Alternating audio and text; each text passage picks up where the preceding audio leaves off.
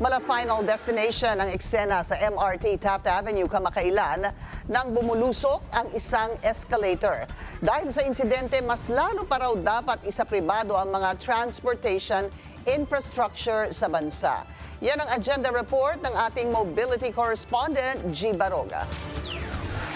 Sasagutin ng pamunuan ng MRT3 ang pagpapagamot sa mga pasaherong naapektuhan ng nag-malfunction na escalator sa Taft Avenue Station noong 8 ng Marso. Kita sa CCTV ang biglang pagkasira at pagkahulog ng mga train user sa paakyat na escalator. Ayon sa kagawaran ng transportasyon, nag-malfunction ng escalator dahil nagkaroon ng mga problema sa drive chain nito. Dagdag pa ng ahensya, ia-assess at aaprobahan ng insurance company ang nawalang kita ng mga pasahero nang dahil sa insidente.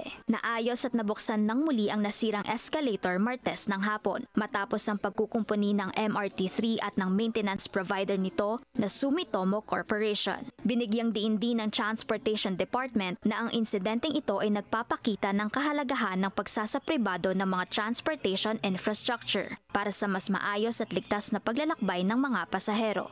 Hinimok din ito ang publiko na i-report ang mga katulad na issue sa MRT3 hotline para sa agarang aksyon. Para sa agenda, G. Baraga, Billionaire News Channel.